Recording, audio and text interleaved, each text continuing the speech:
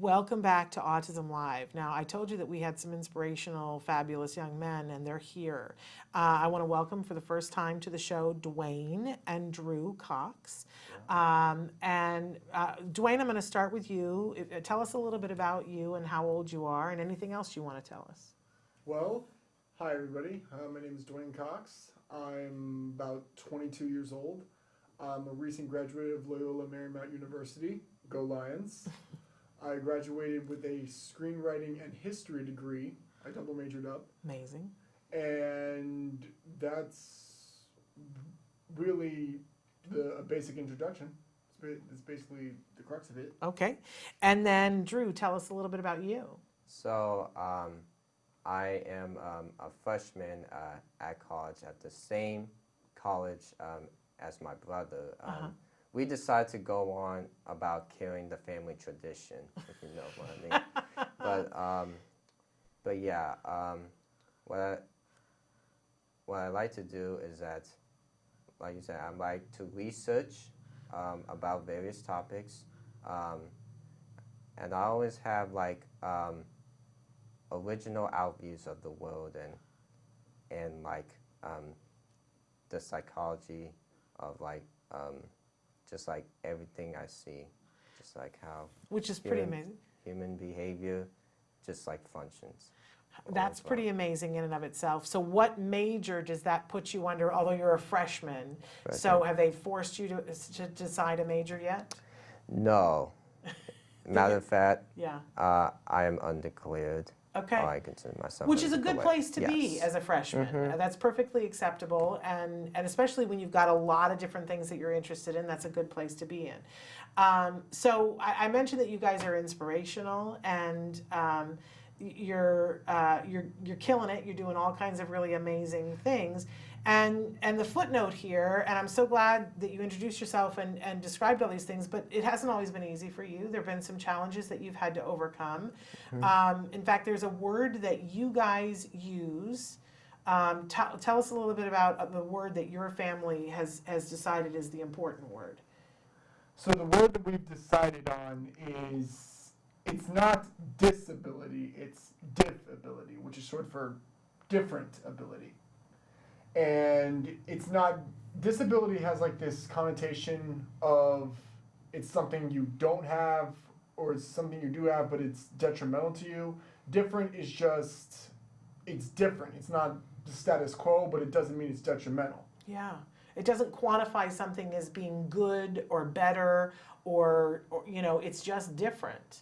And so do both of you identify as having diff ability? Absolutely. And I would echo what Dwayne said.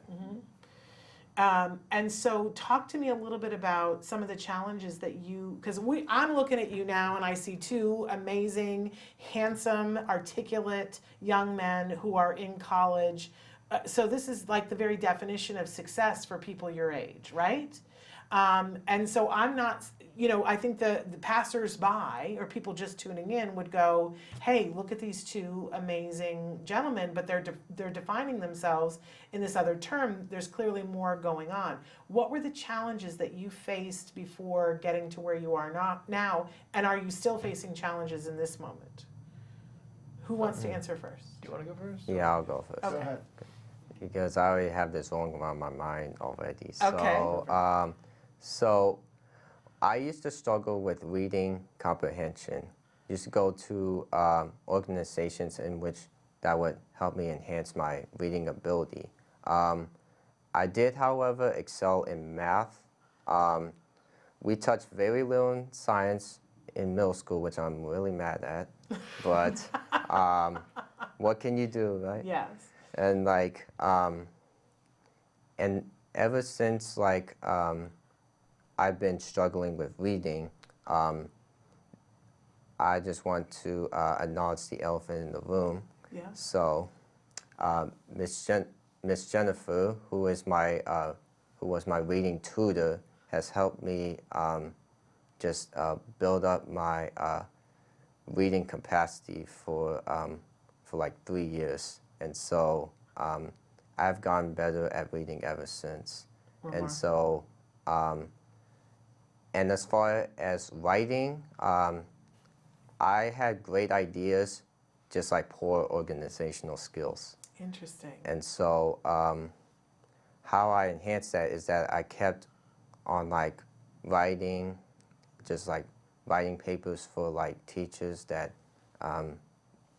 that assign me to do writing assignments. And then now I go from writing C level essays in high school to writing A plus essays in like college. Wow.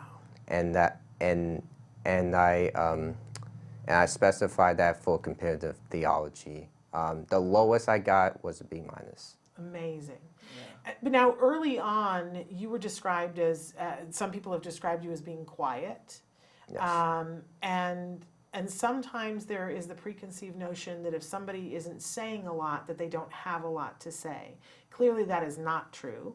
And I think people who watch our show know that, you know, we say to that. You had a lot to say and you had a lot going on, but you weren't necessarily conveying that to people. Is that accurate? Yes. Absolutely. And for parents that are watching the show right now that have kiddos that aren't being as vocal about things that are happening, what would you say to them? What was going on with you when you're quiet, and even now when you are being quiet? Tell them a little bit about what's going on inside for you. Well, what's going on inside is the fact that I'm thinking of how I would want to handle the situation before execution. Yeah.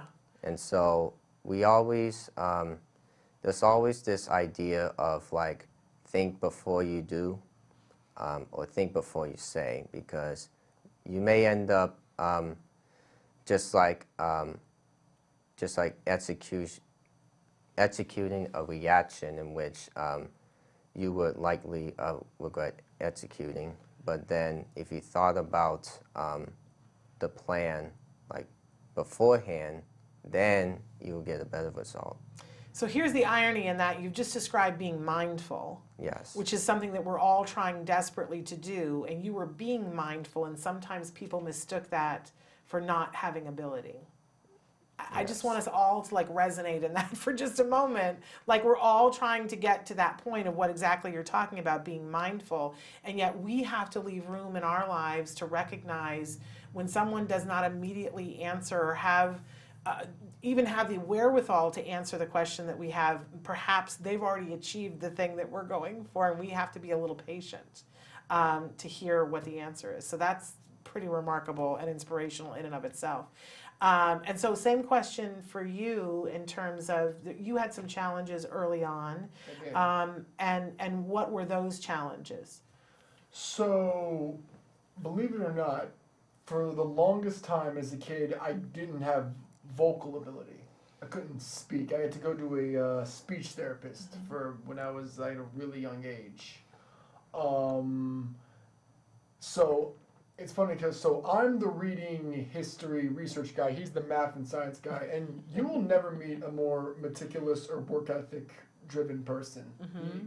When he wants something, he goes to grab it, and he does not. He's very resolute in that. He's serious business over He's there. serious business. Oh, yeah. I Oh, love yeah. that. Mm-hmm. I love that. But you So- seem pretty serious business to me too. When I'm given a goal and a job, Siri's talking to yeah, us. Siri. Siri thought that was interesting enough that she wanted to be a part of it. Alexa interrupts our house all the time. Is that a thing? Oh Yeah. my Okay. gosh. All right. But to answer your original question, so I had some speech issues as a kid, and they got better as so I watch. It's a funny little quirk I have is that I watch movies with subtitles even though I can hear it perfectly, which is just something. It actually got me through spelling. It's how I taught myself to spell. I would just watch movies in English, but with English subtitles, just because, just so I could spell things. Yeah.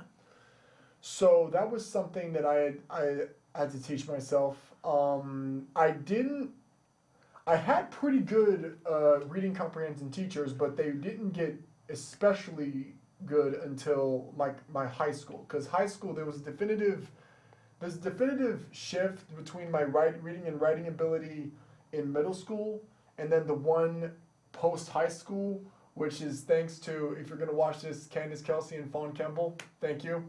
Those are my high school teachers. I have to give them a shout out.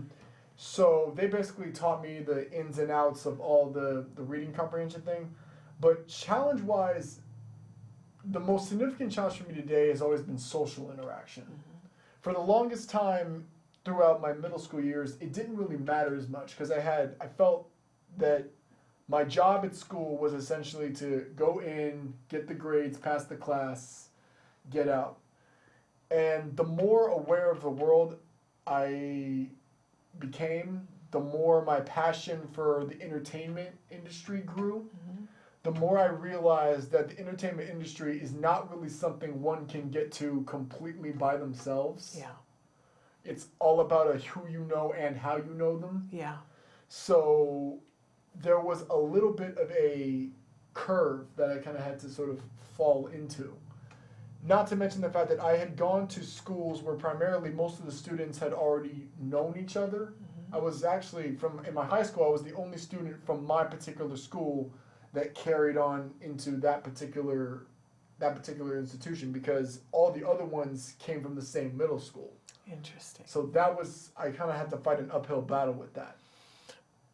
Do you feel like by the end of high school you were successful with that, or was that something that you had to take to college to work on? I was successful enough to a point where I got some recognition from teachers, and I didn't walk away from with any enemies in high school. So that's actually, I wouldn't count that as a plus. Yeah, that's a plus. In college, it was a different mentality of get in, pass the class, get out, and with all the insanity that college courses ask of you, you kind of have to sort of put a lot of the social life on the back burner. So I tried to remain social. I went to like different events, or as much events as like my grueling work schedule would allow. But I made most of my friends through acting and theater stuff. And what got you into that? So this is a bit of a story. So first grade, I somehow write a poem that amazes the teacher. I'm only in first grade. It amazes the teacher to the point where I have to perform it in front of the whole school. Not the class, the whole school. Wow. And their parents at the night auditorium, that thing. And I'm in first grade. Wow. So I get up, through tears I say it, run off crying. But since then, the more and more of these, I realized that it wasn't all that bad. And the more I started getting out in front of crowds, the less of a fear I got of them, to the point where public speaking is a very scary thing for pretty much anybody. Yeah. But I really lost any fear of like huge crowds. That's amazing. That's I absolutely lost any amazing. fear of huge crowds. And plus in theater, I just felt like there's so much in autism where you have to be told, no, you can't do it this way, no, you can't do it that way. This, in theater, they basically encourage you to sort of let loose a little bit more and just allow you to fully encapsulate a part of yourself that you normally can't get to in real life. And plus, a lot of other people are just trying to find themselves the same way you are, so you can actually talk to a lot more. So you found friends, you found a community Yes. with the theater kids, which I think a lot of people do. That was my story, by the way, too. Oh, I really? mean, yeah, my master's degree is in theater, and I used to teach college theater. So I'm all about theater as a great tool for all kinds of things. And I love hearing that that's where you found friends in a community, because I think a lot of people do. Do you continue to, obviously you're a screenwriter, and a graduate screenwriter, so do you continue to yourself participate in theater and acting, or just as a writer? Well, I did not join the theater aspect in college as much as I would have liked to. Okay. See, I was initially going to be a theater minor, was Okay. the thing. but due to some encouragement, and that banked on my love of history, I decided that in case the screenwriting thing didn't work out, to have history as a potential There you go. fallback idea. So I did not actually get as encompassed with like the theater stuff as I would have liked to. But now you're a graduate. Yes. So what's the plan now? Well, I've been actually auditing some acting classes, but we are in such a transition phase with where Drew and I are with living situations right now, that we're in such a transition phase that it's hard for me to sort of nail down any one particular. But I've audited a few acting classes, and I've gotten a few tidbits from different ones. All right, very exciting. And so you're a freshman in college now. Yes. So you know what your plan is for the next couple of years. You know where you're going to be, and we don't know quite yet what you're going to be majoring in, but you know where you're going to be. Do either of you want to talk a little bit about what the long-term goals are for you, like where you see yourself in 5 years, where you see yourself in 10 years? And it's okay to not know. Like most people don't know. But do you have a dream of what you want to do in your life? A definite dream, not really. Okay. But you got interests, things that you know that you're interested in. And that's a good Yes. place to be as a freshman. But what about the big dream is screenwriting? Well, yes. Honestly, a big dream would be more the theater aspect, but screenwriting is like a potential route in. Yeah.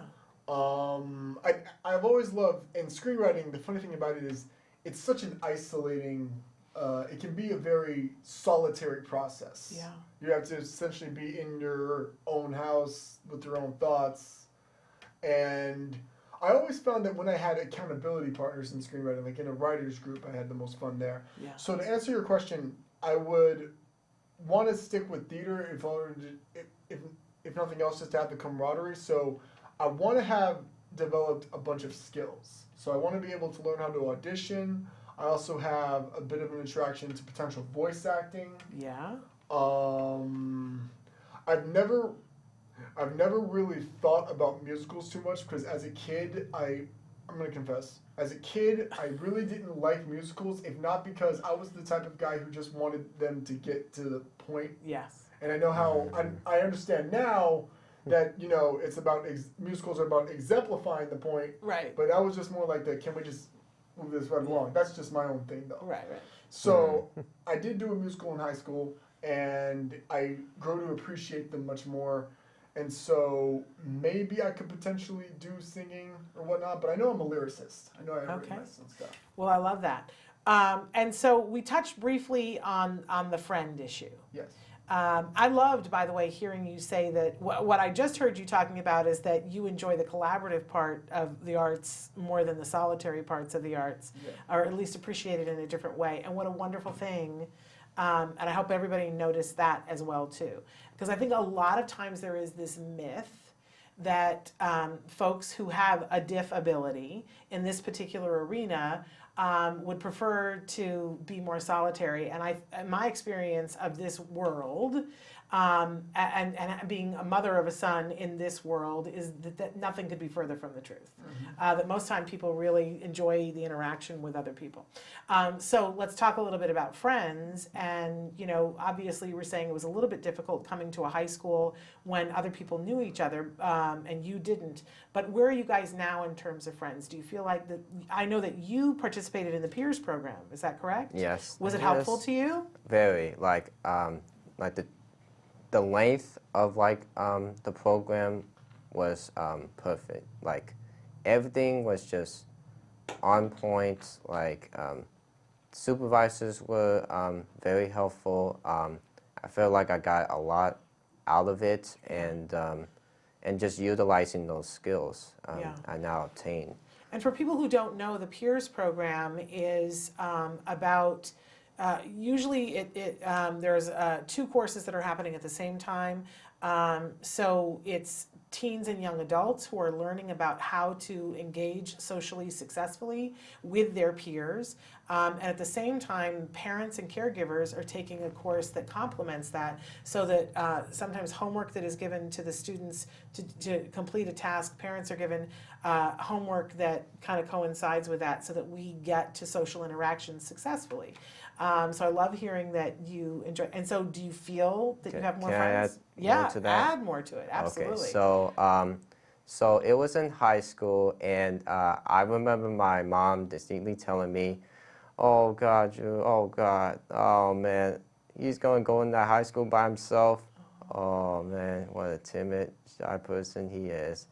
He is very special indeed. He is very brave." And so I remember walking like to it was like a gym filled with 250 people just surrounding my butt, just saying like, "Oh my goodness, I feel very shy." Yeah, it was a little intimidating, No right? intimidating, but they were super nice. It's like, it was Peninsula High School. Just a reminder, in case I didn't mention that earlier. But long story short, I had the same mentality Dwayne had, as far as just getting the grade, getting a good grade, just passing on the class, and then just going about my day. But I decided at the 10th grade, I made a commitment to myself. I'm gonna stop being shy, and so that's when the peer programs started to come into play. And so now, do you feel like you have friends and that you know how to get friends and keep friends? Yes, I'm a lot more social than I ever was before. Lovely. And do you feel like you have that network too? I've learned that in today's day and age, that in today's day and age, there's a very confusing term on what friend actually means. Like, you can have like 1 million followers on like Instagram or something like that, or like Facebook, friends. But the amount of people that would actually go the distance for you, you can probably count on like one hand. Sure. So I definitely do have people that would. Most of my friends consist of like our blood relatives or blood cousins, because I know that they have our back. But I did meet a couple people. I met people through my improv group in college. Some people through my screenwriting group, and it's funny because it's kind of hard to have friends if they're not like in your major, because we're all going in like our different separate directions. Yeah. But you've got friends. I do have friends, which is a wonderful thing. That's an important thing. Now, there have been a couple of times that you guys have referred to this work ethic that you guys have about, I'm going to do my grades, I'm going to do what I got to do, and how diligent you guys are. I briefly got to meet your parents when you guys came in, and they seem like two amazing people. Yeah, let's talk a little bit about what did they do that helped set you guys up for the success that we see here? Because does this work ethic come from them? What did they say to you and what did they do with you to get you to the point where you wanted to do the work? So for me, it was more internal motivation more than external motivation. So I felt something inside me that says, hey, if I don't put in the work, I'm not going to get the result that I would dream for. I have to work on just to get it. And I don't have like my parents telling me, okay, Drew, come on, you got to do your work. You got to do your work. I was always the one that would often stay up late, like 1 o'clock a.m. just to get the work done. And so I had that discipline even when I was in the 5th grade, and my parents were homeschooling me. So I remember my dad telling me, oh, hey, it wasn't the other way around. It was always Drew just making sure that mom gets settled, so that you can say, oh, hey. I was like, hey, hey, Mom, we gotta stay on point. We gotta stay on point. Hey, look at the time. It's my lunch. It's my lunch. Where's my lunch? So I want my you chicken were noodle running the soup. schedule. I want my Yes. chicken noodle soup. I love that. I want my apples. I want my cereal on this time. Yeah. So you were I a just little wanted- yeah. taskmaster running the homeschooling Yeah. program. I see. is. I see how it is. He tells me at college that he gets up around 5 o'clock in the morning just to get his workout in before Wow. he even goes through the rest of the day. Wow, that's some Yes. discipline. But what about for you? How do you think your parents have set you up for success? The real question is, how haven't they? Is the truth is, because they go above and beyond I for see. pretty much everything. They have. always made For sure me I too. had, the best possible advisors to get in. They made sure that I had the accommodations that I needed. They fought tooth and nail to get me a single, which is how I was able to keep my sanity a lot in college. They just fought tooth and nail to make sure that I had the aids that I needed. And the thing that inspired me was that they went above and beyond, not just for what I had to do for work, but also the fun stuff. They've taken the two of us to, I think, almost 5 of the 7 continents. We've been traveling a lot. Yeah. Yes. Thanks to them, and we're only able to do what we want because they do what they have to. Mm-hmm. So we realized that the payback for that, or the payback was just to, at the very least, was go and do the work. That was our job. Mm-hmm. And I treated school as if it's a job. Mm-hmm. So when you do the job, you earn the play. Work hard, play hard. So that's why I always push myself to try to do the job well. Because if I don't do the job well, chances are I wouldn't be able to play as well. So that, It was all worthwhile for you. yeah, absolutely. Wonderful. So for people who are watching and who are looking at you guys like I am and just going, oh, wow, amazing, inspirational young men, what advice would you give to parents who have young men at home that are perhaps on the spectrum and are facing certain challenges? What would you say to parents about what they need to do to help their sons? And it's think I okay have if you don't have it. You got something. something? Okay. Yeah, so I would say to check in with the environment to see if he or she is okay with the environment. So if it best suits him or her. And so that's one tip. I'll expand on that later. Okay. Second tip would be to check your tone. It's very easy to get so high in emotions that you'll end up stressing the child out. And so what you will want to do is that you will want to keep a calm, attentive tone when you're speaking with your child. Wow. And so that always worked for me, and that doesn't just work for kids on the spectrum. It works for anybody. You'll get a much better result if you regulate the tone that you use with your child. I love that.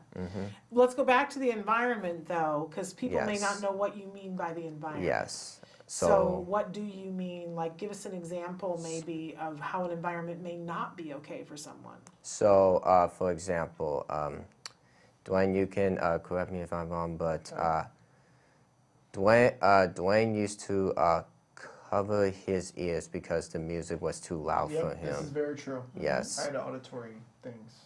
Yes. Yes. The church, and I remember this moment. It was at the dwelling place, and so I'm gonna Amazing church. say, we love you guys. I'm gonna say shout out to all them followers. So I'm gonna shout out to y'all, especially Pastor Lincoln. If you're watching this, shout Hi, out to Pastor y'all. Lincoln. What's up? You're watching this? And Caleb and Sir. But it got a process. little bit loud for you? It Yes. did, yes.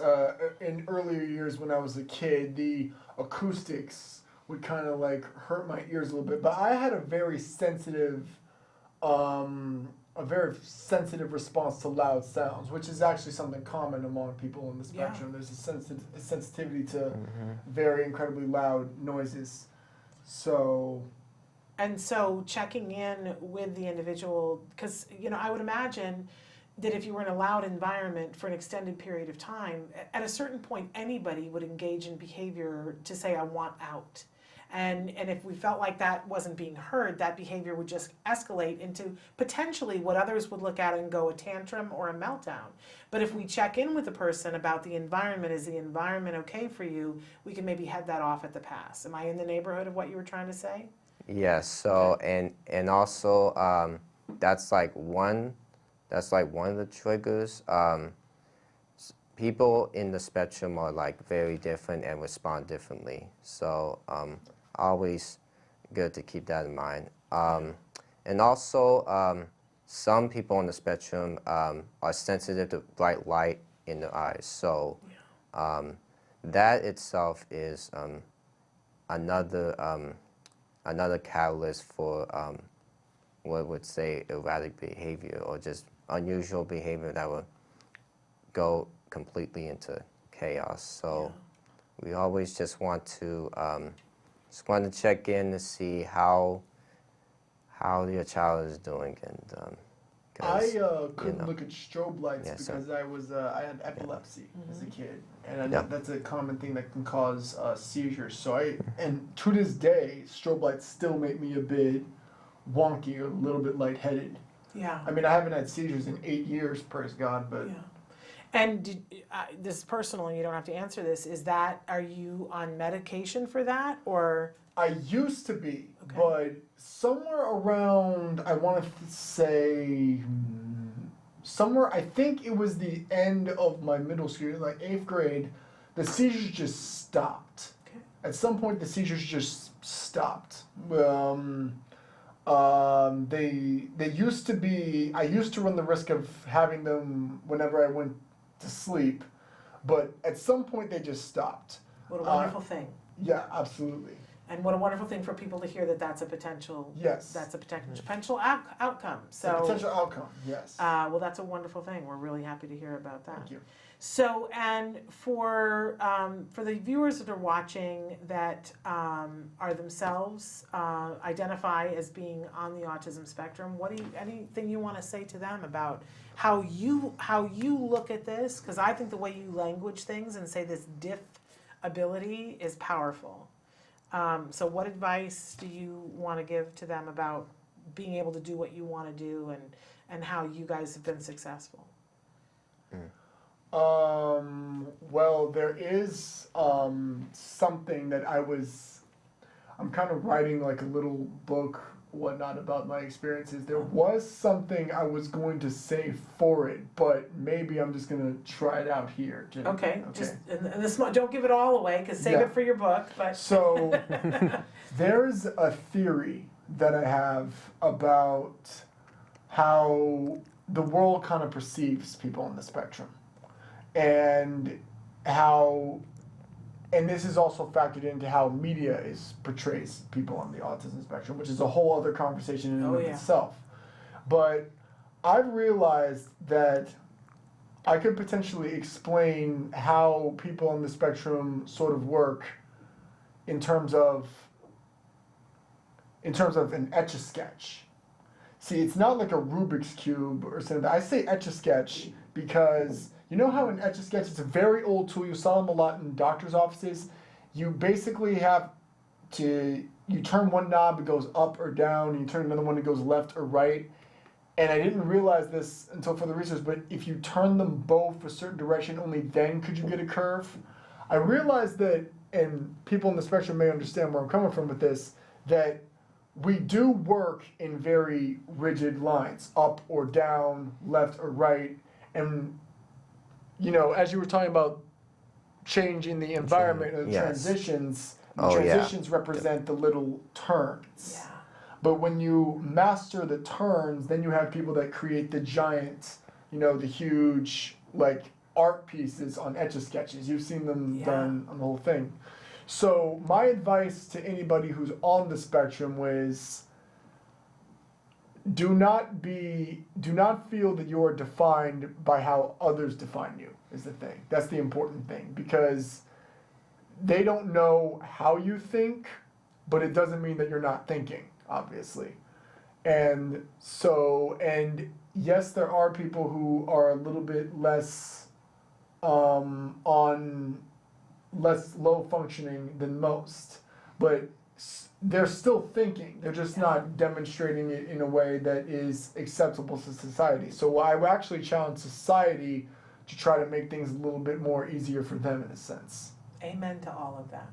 Amen to all of that. Is there anything you want to add? Or you good? Yes, and just to add what Dwayne said, I feel as if everyone, whether you're on the spectrum or not, should do things at your own pace and whatever works for you.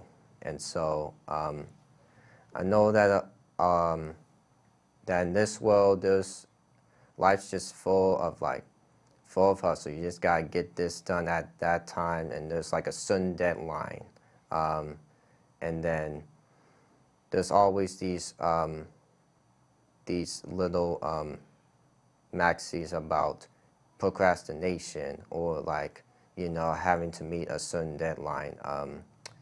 I've been I've been watching TED Talks, and if you ever heard of TED Talks, so you ever heard if you haven't heard of TED Talks, everyone who's listening, recommend watching those. Those are very informative, and they're on YouTube. Give them a shot. Anyway, I not only listen to TED Talks, but I also just absorb what I can get from that. And one of those TED Talks was saying about procrastination and how there's really no such thing as a non-procrastinator. I think everyone here is a procrastinator. Yeah, I'm looking at all you. No, you're all good. We're You're good. Okay. Okay, yeah. I But love yeah, it. you know what I'm They're saying? telling me that we're essentially out of time. But before we started talking, I briefly spoke with your parents, and I was trying to get them to come in here too. But I completely understand why they're totally wanting you guys to speak for yourselves, right? Totally get that. Although they're a wealth of knowledge too. They said, just because I know you guys are going to write in and ask, they said that one of the most incredible things that they were able to do, that they felt led to success, was that they worked as a team, and they expressed how lucky they were to have each other to be a team, and that there were lots of that there was always somebody that they met along the way who wanted to help. And you guys have identified that you had teachers that helped you. You identified that church has been helpful to you, that taking theater classes has been helpful. You identified speech and the peers program. They're going to ask me, the viewers are going to write in and ask, did you guys get ABA therapy? Yeah, I'm sorry, what? ABA therapy? Did you guys get any ABA therapy? What I'm sorry, what is So ABA therapy is a very specific type of therapy, and maybe you didn't get it. If you're surprised, or maybe you didn't know that that's what it was called. Did you ever have one-on-one people that worked with you outside of school on anything? Yes, I did. I did have some people that did hang out with me a little bit after school, just to either work on homework or just to work on certain things. I did have outside aides in terms of that. Okay. And did you have any of that as well? Other than like I mentioned, Miss Jennifer as my tutor, and there's also Linda Mood Bell, which is another organization that was responsible for enhancing my reading comprehension. Wonderful. That's good to hear too. And so I know we're past the question of what I would want to tell the parents, tell everyone. But you can, if you've got something to say, go ahead, say it. So parents, children, this is to all you. If you want something in life, you gotta go get it.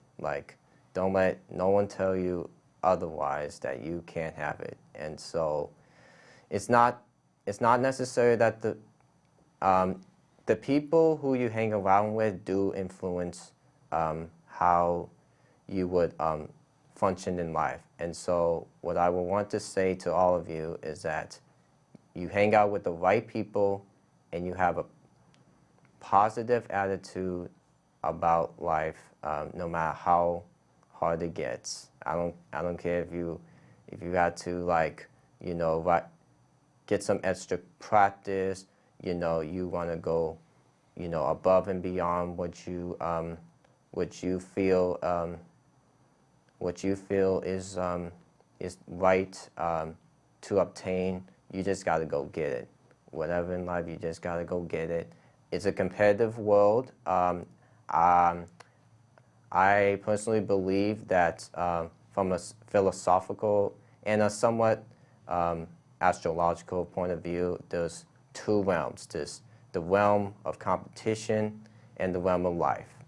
And I was recently writing about this. So in the realm of life, the result isn't as important as the intentions. Like how you treat others is very important than just the end result. Like, what do you get out of it? And in the realm of competition, the intention isn't as important as the result. You just get it, you just drive, you just work for it, and that's it. We're all sitting here saying, wow. Yeah, no, this is literally the first time he's This is one of my stuff composition like this. journals, by the way, journal entries Wow. on my own free Like, time. I've Mind lived blown. with this kid for I've lived with this kid for over 22 years. He still finds a way to shock me. Right?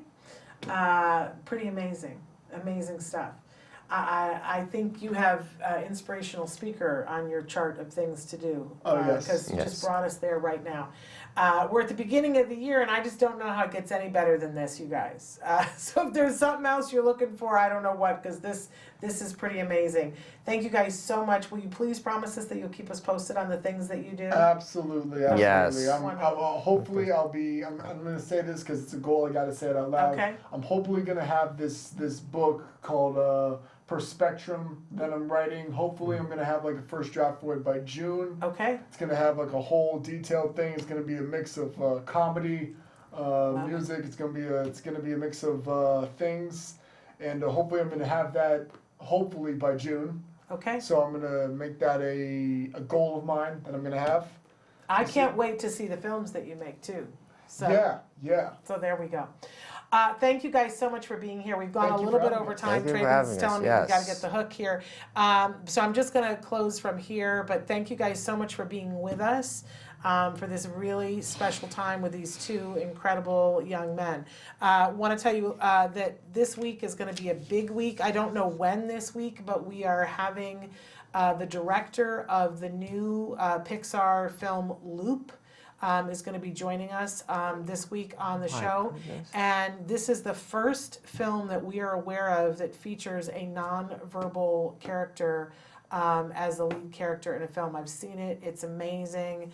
And so we're so excited that she's going to be with us. Yeah, we're going to be with us here to talk about that. Plus, I believe that we have Asked Dr. Dwayne. It's going to be a great week. So stay tuned. We'll be back tomorrow. Until then, give your kiddos a hug from me and one for you too. Bye-bye for now.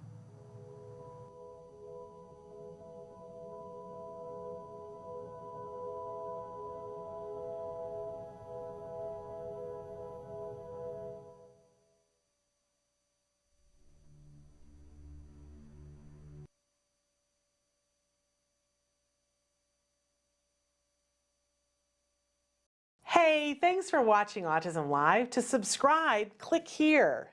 And if you'd like to check out some more of our videos, click here.